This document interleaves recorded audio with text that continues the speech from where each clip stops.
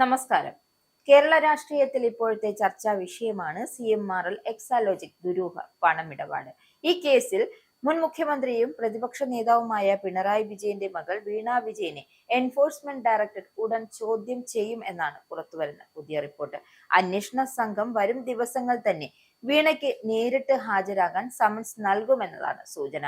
തിരുവനന്തപുരത്തെ പിണറായി വിജയന്റെയും വീണയുടെയും വസതികൾ ഉൾപ്പെടെ നടത്തിയ റെയ്ഡിൽ പിടിച്ചെടുത്ത ബാങ്ക് രേഖകളുടെയും ഡിജിറ്റൽ തെളിവുകളുടെയും വിശദമായ വിശകലനം പൂർത്തിയായ ശേഷമായിരിക്കും ചോദ്യം ചെയ്യൽ ഉണ്ടാവുക.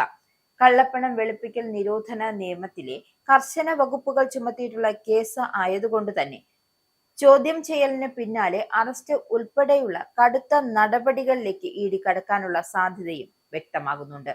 കേസിലെ പ്രധാന കണ്ണിയായ വീണയ്ക്കൊപ്പം CMRL company MD SN Sasidharan Kartha, മകൻ ശരൺ എസ് കർത്ത, കമ്പനിയിലെ സാമ്പത്തിക IT വിഭാഗങ്ങളിലെ ഉന്നത ഉദ്യോഗസ്ഥർ എന്നിവരെയും ഇഡി ഒരേ സമയം ചോദ്യം ചെയ്യും.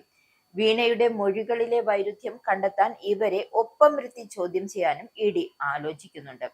കഴിഞ്ഞ ദിവസങ്ങളിൽ നടന്ന റെയ്ഡുകളിൽ നിന്നും അന്വേഷണ സംഘത്തിന് പല നിർണായക വിവരങ്ങളും ലഭ്യമായിരുന്നു.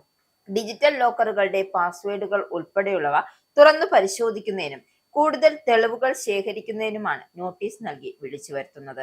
വീണയുടെ നീക്കങ്ങൾ കേന്ദ്ര രഹസ്യാന്വേഷണ ഏജൻസികൾ നിരീക്ഷിച്ചു വരികയാണ്.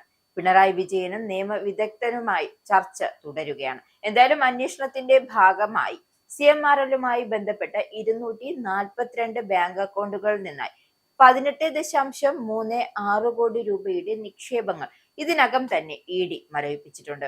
ശശിധരൻ കർത്തയുടെയും കുടുംബ അംഗങ്ങളുടെയും കമ്പനി ഉന്നതരുടെ അക്കൗണ്ടുകളാണ് ഇതിൽ ഭൂരിഭാഗവും വരുന്നത്. എന്നാൽ ഈ കൂട്ടത്തിൽ വീണ വിജയന്റെ 1.5 ലക്ഷം രൂപയുടെ വ്യക്തിഗത ബാങ്ക് അക്കൗണ്ടും ഉൾപ്പെടുന്നതായി ഇഡി വൃത്തങ്ങൾ നൽകുന്നത് വലിയ സൂചനയാണ്.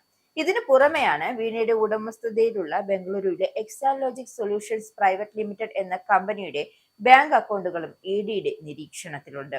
CMRL കമ്പനിയിൽ ആദായ നികുതി വകുപ്പ് 2019 ജനുവരിയിൽ നടത്തിയ പരിശോധനയിലാണ് കോടികളുടെ സാമ്പത്തിക തട്ടിപ്പിന്റെ ചുരുളഴിഞ്ഞു വന്നത്.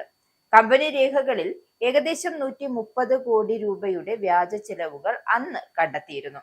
ഇതിൽ ഒരു പ്രധാന പങ്ക് എക്സാലോജിക്കിന്റെ അക്കൗണ്ടുകളിൽ കൈമാറ്റം ചെയ്യപ്പെട്ടതായാണ് അന്വേഷണ സംഘം വിലയിരുത്തുന്നത്. യാതൊരുവിധ IT കൺസൾട്ടൻസി സേവനങ്ങളും നൽകാതെയാണ് CMRL എക്സാലോജിക്കിന് 2.78 കോടി രൂപയുടെ വ്യാജ പേയ്മെന്റ് നൽകിയതെന്നാണ് കണ്ടെത്തിയിരിക്കുന്നത്. ഇതിനു പുറമെ ശശിധരൻ കർത്തയുടെ പൂർണ്ണ നിയന്ത്രണത്തിലുള്ള empower India capital investment private limited എന്ന കമ്പനിയിൽ നിന്ന് എക്സാലോജിക്കിലേക്ക് വൻതോതിൽ പണം എത്തിയതായും ഇഡി കണ്ടെത്തിയിട്ടുണ്ട്.